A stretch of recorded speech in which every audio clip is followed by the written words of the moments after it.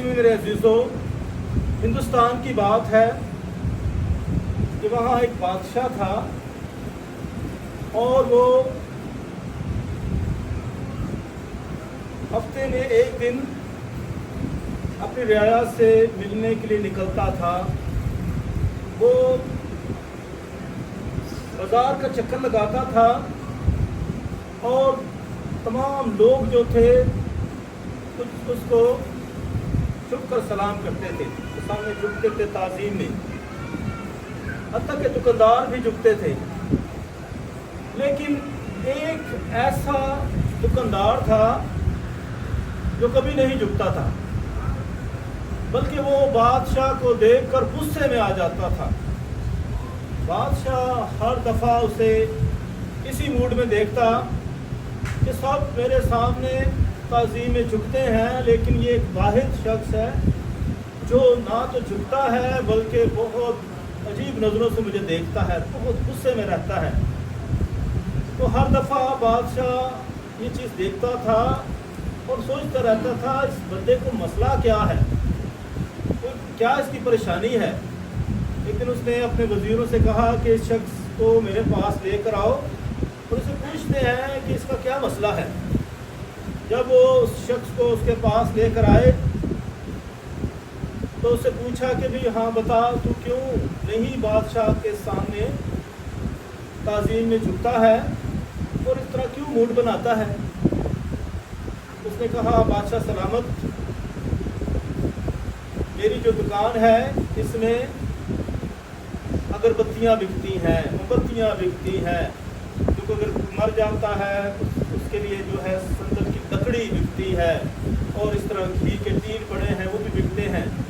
लेकिन बात यह है कि ये जो आम लोग मरते हैं तो मुझे इतना मुनाफा नहीं होता है और मुझे इसलिए गुस्सा तुझ पर आता कि तू सबसे बड़ा बादशाह है, अमीर है, और तू जब मरेगा तो मुझे कितना फ़ायदा होगा, क्योंकि तेरा जनाजा जो है बड़ा धूमधाम से किया जाएगा, बहुत संदल की लकड़ी जलाई जाएगी, घी जलाया जाएगा।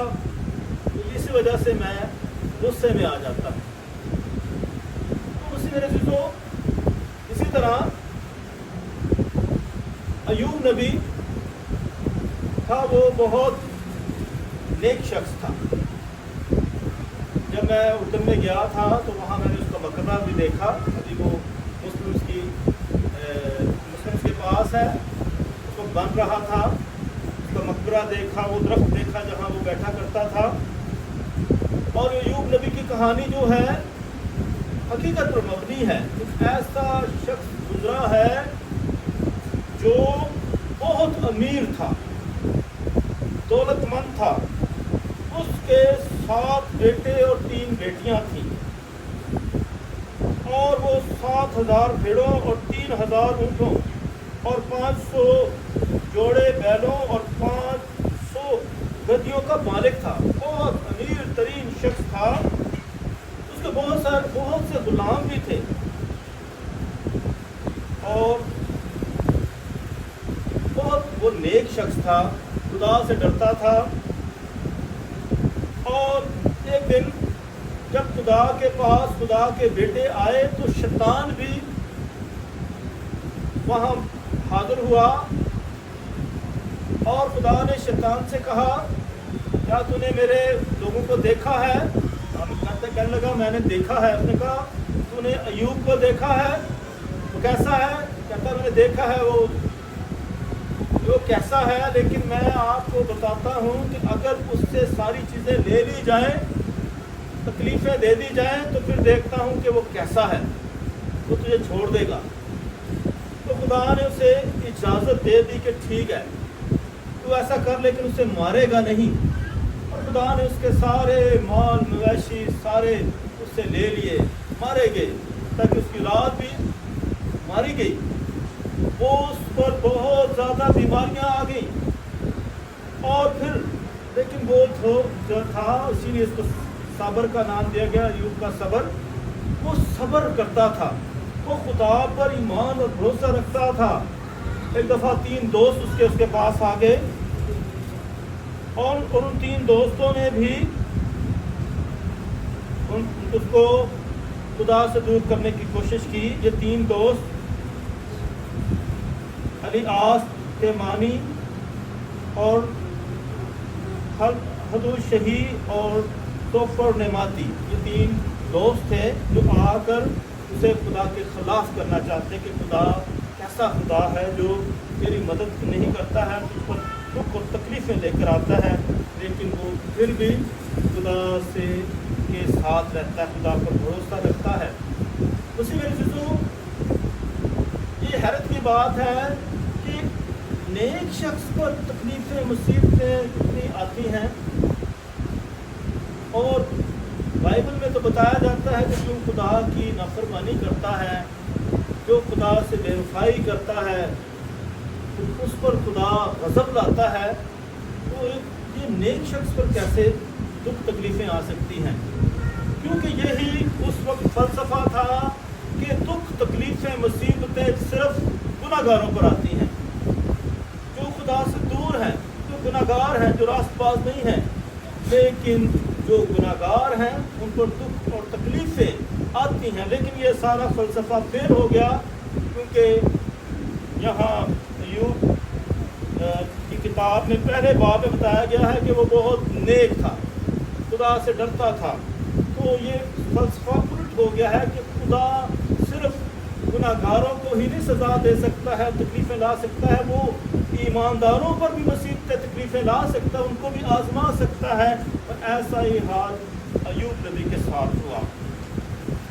तो मुस्लिम अय्यूब हमेशा जो है अपने ईमान में पुख्ता रहा। यही हाल जो था गोपाल मसीह का था। जबकि वो गुर्बत में था, लेकिन वो ईमान के लिहाज से बहुत अमीर था, खुदा पर भरोसा रखता था। उस पर दुख तकलीफ़ें मुसीबतें आई, बीमारियाँ आई, लेकिन वो हमेशा ईमान में पुख्ता रहा, मजबूत रहा। खुदा को उसने नहीं छोड़ा, खुदा पर उस पर हमेशा ईमान रखा। और बच्चे बता रहे थे कि कह रहे थे कि जब मैं वफात पाऊँ तो मेरा जो है जनाजा फादर साहब पढ़ेंगे, और फिर मुझे जो है चर्च में जाकर पाक माँ से कुर्बानी चढ़ाई जाए और वहाँ मेरा जनाजा पढ़ा जाए। उसकी ये ख्वाहिश बच्चों ने पूरी की। तो मरने से पहले भी अच्छी ख्वाहिशें रखना, नेक मौत की ख्वाहिश रखना और ऐसी बातें रखना बहुत खूबसूरत ईमान की अक्कासी करता है। वैसे मेरे दोस्तों, इंजील मुक़द्दस जो पढ़ी गई उसमें भी कुछ ऐसा ही मसला हमारे सामने आता है, रास्तबाज लोगों का और नाराज़ लोगों का। क्योंकि फ़कीह फरीसी जो थे दिखावे की इबादत करते थे, लेकिन खुदा से दूर थे। वो दूसरों से के साथ नेकी नहीं करते थे। और लूका की इंजील में खुदावंद यीशु मसीह एक दौलतमंद आदमी की तमसील सुनाते हैं, जो अरगवानी और महीन कपड़े पहनता। एक दौलतमंद आदमी था जो अरगवानी और महीन कपड़े पहनता और हर रोज़ ऐश व इशरत करता था। और लाजर नामी नासूरों से भरा हुआ एक भिखारी उसके दरवाजे पर पड़ा हुआ था, और उसे आरज़ू थी कि मैं उन टुकड़ों से पेट भरूं जो उस दौलतमंद की मेज़ पर से गिरते हैं, बल्कि कुत्ते भी आकर उसके नासूर चाटते थे। यानी ये शख्स जो है गुर्बत में था और बीमारियों में मुब्तला था, और वो टुकड़ों पर पड़ रहा था, बल्कि जो है वो टुकड़े भी उसके नसीब में नहीं आते थे। और जानवर उस पर तरस खाते थे, लेकिन वो दौलतमंद शख्स जो है पर रहम नहीं करता था, तरस नहीं खाता था। और फिर कुरान मुक़द्दस में लिखा है कि जब लाजर जो था वो वफात पा गया, ये मरियम और मार्था वाला लाजर नहीं है, ये इस तमसील वाला लाजर है, जो वफात पा गया, तो उसको जगह जो थी हज़रत इब्राहीम की गोद में मिली, जन्नत में मिली। और ये दौलतमंद भी जब वफात पाता है तो उसकी जगह जो है दोज़ख है, वहाँ आग जल रही है, बरज़ख है, और इसी तरह वो तड़पता है। और वहाँ वो जो है जो देखता है कि लाजर जो है इतनी अच्छी जगह पर है और मैं आग में तड़प रहा हूँ, तो वहाँ वो मिन्नत समाजत करता है کہ یہ اسے بھیج کے میرے جو ہے منہ میں پانی کا قطرہ ڈالے. اور پھر دیکھیں یہ وہاں جا کر منت سماجت کر رہا ہے. ابھی بڑی خاص بات یہاں آ رہی ہے.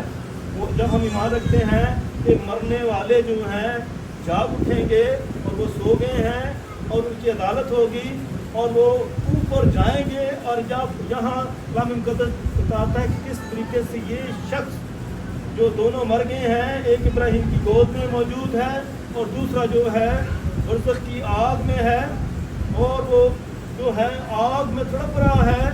اور یہاں جو ہے گفتگو ہوتی ہے کہ وہ خدا کے ساتھ گفتگو کرتا ہے, باتیں کرتا ہے کہ جو ہے مجھے کچھ دیر کی مہلت دے تاکہ میں اپنے باقی بھائیوں کو سمجھا سکوں. اس کے 5 بھائی تھے, ان کو سمجھا سکوں کہ وہ راہ راست پر آ جائیں تاکہ وہ نیکی کی زندگی بسر کریں, تاکہ ان کا حال بھی ایسا نہ ہو جیسا کہ میرا ہے. تو مسیح میرے عزیزو, یہ تمثیل ہمیں بتاتی ہے کہ ہم اس دنیا میں رہتے ہوئے دوسروں کی فکر کریں, دوسروں کا خیال رکھیں, دوسروں کی تیمارداری کریں, دوسروں کا احساس کریں, ایک دوسرے کے ساتھ مل کر چلیں, اتحاد اور پیار محبت کے ساتھ ایک دوسرے کی بھرپور خدمت کریں.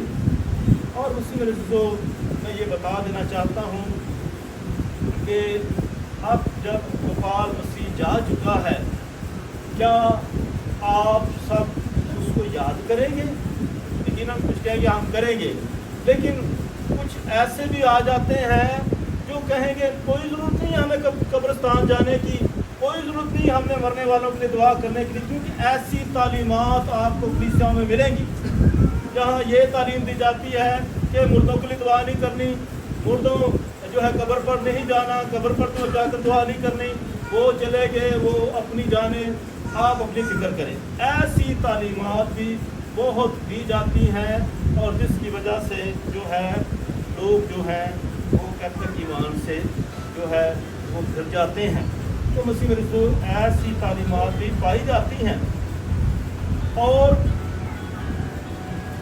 میں دوسری بات بتانا چاہتا ہوں, یہ ایوب نبی کے حوالے سے میں جب وہاں پہنچا, ایوب نبی کی تمثیل جو ہے یہ سچا واقعہ ہے, حقیقت پر مبنی ہے, لیکن بائبل مقدس 2 دھاری تلوار کی طرح ہے, 2 دھاری تلوار کی طرح ہے.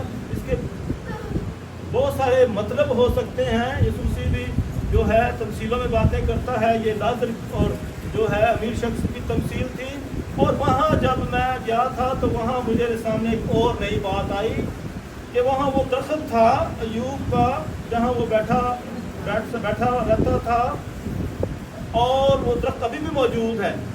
اور کہتے ہیں کہ یہ جو واقعہ ہے ایوب نبی کے ساتھ آیا ہے, بائبل مقدس میں درج ہے. اب آپ یہ نہ کہنا کہ یہ بائبل مقدس میں جھوٹ لکھا گیا ہے, لیکن میں آپ کو ایک اور تفسیر بتا رہا ہوں, ایک اور انداز بتا رہا ہوں سوچنے کا. اور جو روایت میں ہے, جو وہاں ایک بات مشہور ہے کہ ایسی روایت بھی ملتی ہے, کہ بہت ساری روایتیں ملتی ہیں, کہ بائبل مقدس روایات کے ساتھ لکھی گئی ہے, کہانیوں کی صورت میں بھی لکھی ہے, سچے واقعات بھی ہیں, اور اس طرح ایمان افروز بھی واقعات ملتے ہیں. تو بتایا جاتا ہے کہ ایوب نبی کے ساتھ ایسا بھی ہوا ہے کہ اس کے پاس یہ ساری چیزیں تھی, لیکن ایک ایسا وقت آیا جب یہ ان چیزوں سے محروم ہو گیا. یہ آپ کے معاشرے میں بھی آپ کو یہ باتیں ملے گی کہ ایک شخص جو ہے خاندان میں وہ بہت دولت مند ہے, اس کے بچے ہیں اور سب کچھ اس کے ہے, لیکن وہ اس کے نہیں ہیں, وہ چیزیں اس کو نہیں دی جاتی ہیں, اس کی سیوا نہیں کی جاتی ہے, اس کو پوچھا نہیں جاتا ہے, اور وہ تنہائی کا شکار ہو جاتا ہے. بچے نہیں پوچھتے ہیں, اور جو ہے جو لوگ نہیں پوچھتے ہیں, وہ تنہا رہ جاتا ہے. گویا جس کسی نے جیتے جی کسی کو بھلا دیا, اس کی فکر نہیں کی, اس کو پوچھا نہیں, تو اس نے جیتے جی اس کو مار دیا ہے. ایسا ہے کہ نہیں کہ آپ جیتے جی کسی کو مار دیتے ہیں, جب کسی کے ساتھ رابطہ نہیں کرتے ہیں, اس کو پانی نہیں دیتے ہیں, اس کو کھانا نہیں دیتے ہیں, اس کی فکر نہیں کرتے ہیں, وہ کس حال میں ہے, وہ بیماری میں اس کا پتہ نہیں لیتے ہیں. وہ کہتے ہیں نا کہ جو ہے जब जी रहे थे तो उस वक्त कभी खाना नहीं पूछा, तो जब मर जाते तो फिर लोग डेगे देते हैं, फिर उसके मरने के बाद लोग डेगे देते हैं।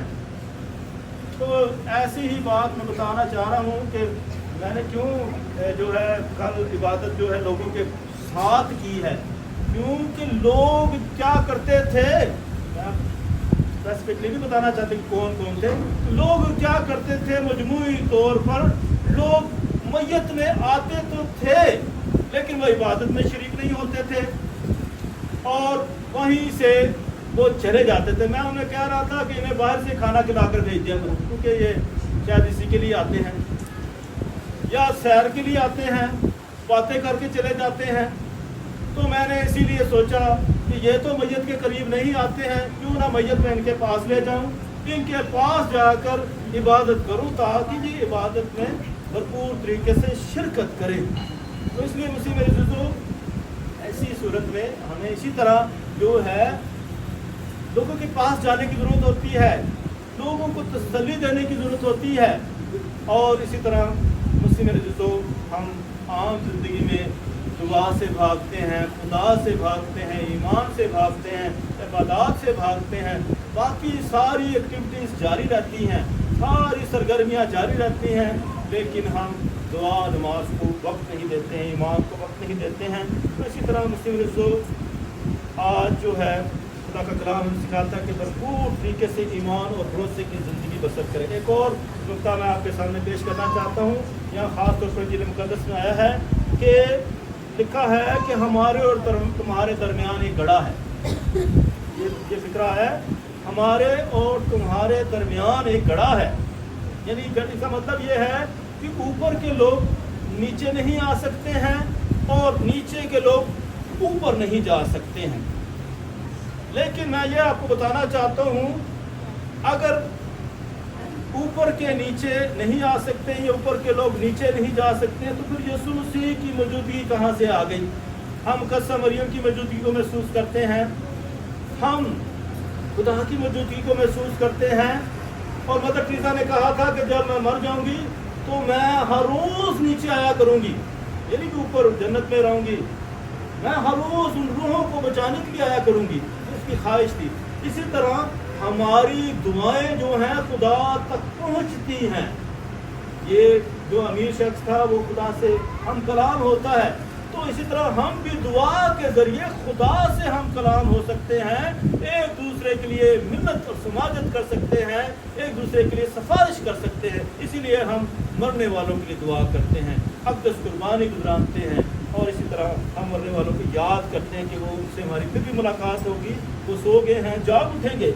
इसलिए मुस्लिम रसूल आज खुदा का कलाम हमें सिखाता है कि हम एक दूसरे के लिए दुआ करते हुए, जो जिंदा है उनके लिए भी, जो रहलत कर गए उनके लिए भी। तो इस तरह ये हमारे और दरमियान जो खला है, ये खला में हमें ब्रिज बनने की ज़रूरत है। हम दरमियानी बन जाते हैं जब हम इस तरह कम्युनिकेशन करते हैं अपनी दुआओं के ज़रिए। तो इसी तरह हमारी ये दुआएं जो हैं खुदा उनके हुजूर भरपूर की तरह पहुँचती हैं, ताकि भरपूर तरीके से खुदा हमारी दुआओं इल्तिजा को सुने और जो है मरहूमीन को अपनी आराम बख्शे, उनकी तमाम गलतियों को माफ़ फरमाए।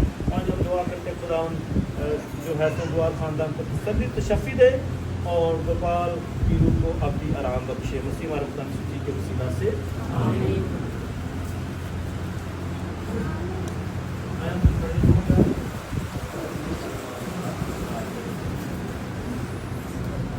नहीं मारा।